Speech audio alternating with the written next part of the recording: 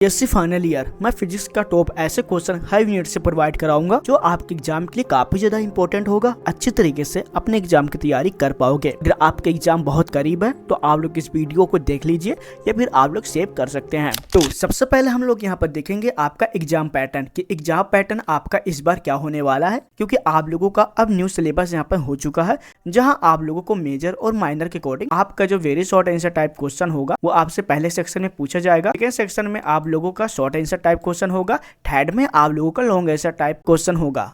आपका सब्जेक्ट जो कि हम लोग यूनिट वाइज यहाँ पर देखेंगे। पहला आपका आता है क्वांटम यांत्रिक, जो आपका पहला सब्जेक्ट होने वाला है। दूसरा आपका आता है क्वांटम यांत्रिक पार्ट 2। थर्ड आपका आता है परमाणविक संरचना। अगला यूनिट आता है जीवन प्रभाव, एक्स किरण स्पेक्ट्रोस्कोपी क्या है। यहाँ पास आता है आणविक भौतिक। अब देखिए बहुत से लोग यहाँ पर मेजर और माइनर सब्जेक्ट लिए हैं। पूरे क्वेश्चन को अच्छी तरीके से देख लेते हैं।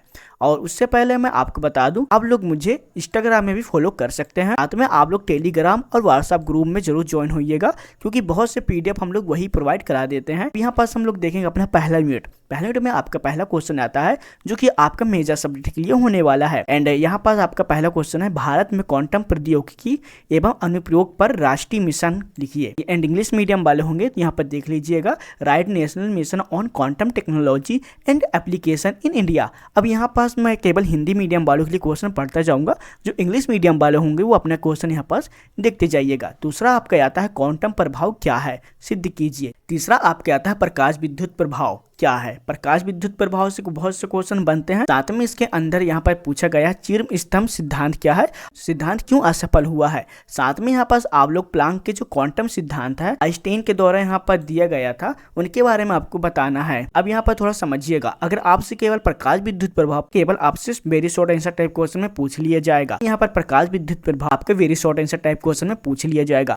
एंड पूरे क्वेश्चन अगर पूछता है, अगर पूरा क्वेश्चन आपसे पूछता है, प्रकाश विद्युत प्रभाव हो गया, चिर्म स्तंभ सिद्धांत हो गया, प्लांक क्वांटम सिद्धांत हो गया, जहां आपको आइंस्टाइन के द्वारा यहाँ पास बताया गया है, ये पूछा जाएगा। ये आपके लॉन्ग आंसर टाइप क्वेश्चन में पूछेगा। क्वेश्चन कैसे भी बनाकर यहाँ पास दे दिया जाएगा। चौथा आपका आता है पिंड वर्णक्रम क्या है, यानी कि कृष्ण पिंड के जो स्पेक्ट्रम है उसके बारे में आपको अच्छी तरीके से बताना है। साथ में यहाँ पर जो आपका प्लांक के जो क्वांटम सिद्धांत है के बारे में आपको बताना है। प्लांक के जो क्वांटम सिद्धांत है ये खुद में एक अलग से टॉपिक है, एंड जो आपका कृष्ण पिंड है ये भी आपका अलग टॉपिक है। दोनों क्वेश्चन भी साथ में पूछ लिया जाएगा। इसके बाद फिर आपके आता है वेरी इंपॉर्टेंट डिविजन और तथा जर्मन के इलेक्ट्रॉनिक पुंज के बारे में आपको बताना है कि उन्होंने किस तरह पर प्रयोग किया था, जो कि वेरी मोस्ट इंपॉर्टेंट है। क्वेश्चन रिपीट होता है तो आप लोग इन्हें देख लीजिए। डी ब्रोगली तरंग दैर्घ्य है, आप लोग इन्हें भी जरूर देखिएगा। ये तरंग की जो प्रकृति है, ये सारे क्वेश्चन आप लोग अच्छे तरीके से कर लीजिएगा। साथ में यहाँ पर जो आपके कला वेग और समूह वेग क्या है उनके बारे में पूछा गया है। कला वेग और समूह वेग है, इनके अंतर भी पूछ लिया जाए, इन्हें अच्छे तरीके से कर लीजिएगा। हाइजेनबर्ग अनिश्चितता का सिद्धांत वेरी इंपॉर्टेंट है, आप लोग इन्हें देख लीजिए। के बाद फिर आप कहता है श्रोडिंगर के समय निर्भर यानी कि कला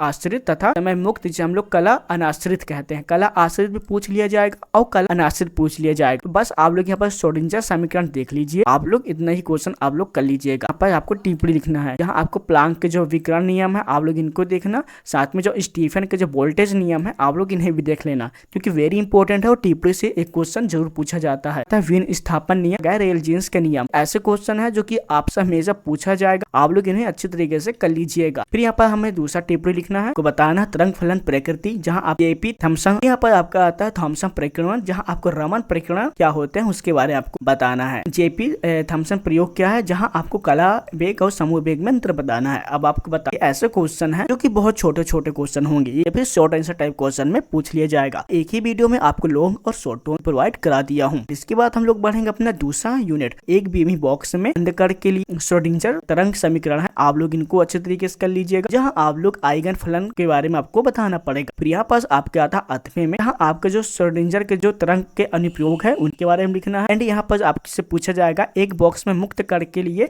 समीकरण हल की ऊर्जा के आइगन मानों के बारे में बताना पड़ जाएगा। आपसे अलग अलग क्वेश्चन भी आपकी यूनिवर्सिटी वाले पूछ सकते हैं, ये डिपेंड करता है आपकी यूनिवर्सिटी के ऊपर। सुरंग प्रभाव क्या है, सुरंग प्रभाव ऐसे क्वेश्चन है जो कि हमेशा रिपीट होता है, तो आप लोग इनको कर लीजिएगा। एंड इसके बाद फिर आपके आता है सरल आवर्ती दोलित्र के श्रोडिंगर समीकरण को यहाँ पर लिखना है। दोलित ऊर्जा स्तर है के बारे में यहाँ पास आपको बताना है। इसके बाद फिर आपका आता है इंपॉर्टेंट, वो है आपका ऑपरेटर क्या होते हैं, जहाँ आपको आर स्थिति है, आपका संवेग है, ऊर्जा आपका ई है, इनके बारे में आपको अच्छी तरीके से डिटेल से समझाना है। एक बीमी आवर्ती दोलित्र में आपको यहाँ पर शून्य बिंदु ऊर्जा के बारे में आपको डिटेल से समझाना है। फिर यहाँ पास आपका अगला क्वेश्चन आता है जहाँ आपको टिप्पणी लिखनी है, जहाँ संपूर्ण ऊर्जा यानी कि हैमिल्टोनियन नियम एक ऐसा क्वेश्चन है जो कि हमेशा रिपीट होता है। हेरेनफेस्ट प्रमेय है, ये आपके न्यू सिलेबस में न्यू क्वेश्चन ऐड हुआ है, तो आप लोग इनको जरूर करिएगा क्योंकि ये क्वेश्चन आपके एग्जाम में जरूर पूछ लिया जाएगा। एंड इसके बाद हम लोग देखेंगे अपना तीसरा यूनिट, जिसके अंदर आपका पहला क्वेश्चन में ही टिप्पणी लिखना है, जो वेरी इंपॉर्टेंट हुआ आपका बोर मॉडल। फिर आपका आता है वर्ण नियम,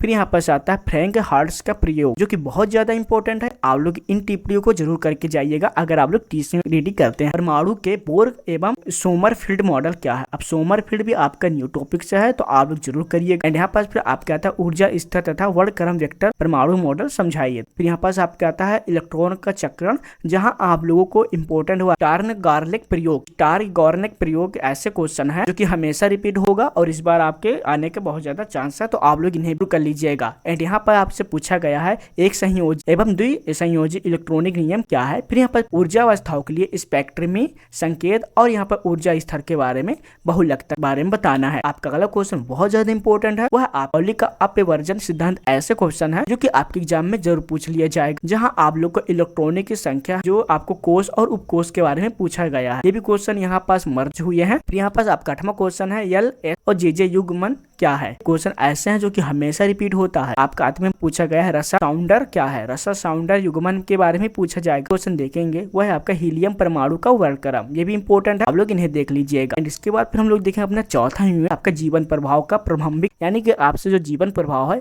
केवल इनके बारे में पूछ लिया जाएगा। साथ में यहाँ पर विकास है, प्रयोग की जो अवस्थाएं हैं उनके बारे में अच्छी तरीके से आपको लिखना है। फिर यहाँ पर आपसे पूछा गया है एक्सरे किरणों की प्रकृति तथा उत्पादन, विभक्त एवं सतत एक्सरे विकर्षण क्वेश्चन, उसमें बहुत से क्वेश्चन है जो आपसे बनाकर यहाँ पर पूछा जाएगा। द्विपरमाणु अणु जो कि बहुत ज्यादा इंपॉर्टेंट है, ये टिप्पणी है, टिप्पणी तो हमेशा क्वेश्चन बनते ही हैं। तो इसमें आता है आपका डुआन और हट का नियम, आता है आपका मोसले का नियम, और जो आपका ऑगर प्रभाव है ये सिलेबस में न्यू ऐड हुआ है। आप लोग इन क्वेश्चन को अच्छे तरीके से देख लीजिएगा क्योंकि बहुत ज्यादा खास है। फिर हम लोग यहाँ पे देखेंगे आपका स्टार के प्रभाव। फिर आपके यहाँ पास आता है एक्सरे विकिरण, पहला वीडियो में एक्सरे के बारे में बताया था, आप लोग उनको अच्छे तरीके से कर लो, आप लोग इजिली इनको समझ पाओगे। फिर हम लोग देखेंगे अपना लास्ट यूनिट में हम लोग बहुत से क्वेश्चन ऐसे देखने वाले हैं जो कि आप लोग के लिए इंपॉर्टेंट है, जिसमें आपका आता है द्विपरमाणु अणु की जो अंतर है, नाभिक की दूरी के बारे में यहाँ पर बताता है। फिर ये बहुत ज्यादा खास क्वेश्चन है यानी कि इंपॉर्टेंट है, उसे हम लोग कहते हैं रवन प्रभाव क्या है, और रवन प्रभाव के अंदर ही स्टोक और प्रति स्टोक के बारे में पूछ लिया जाए। आप लोग इनको अच्छे तरीके से देख लीजिए। फिर यहाँ पर जो आपके रवन प्रभाव है उनसे बहुत से क्वेश्चन बनेंगे, चीर्म स्तंभ सिद्धांत और रमन प्रभाव जो क्वांटम सिद्धांत है यानी कि रवन प्रभाव, आप लोग इनको अच्छे तरीके से कर लीजिए। बोर्न ओपनहाइमर यानी कि बोर्न ओपनहाइमर अच्छे तरीके से करते हैं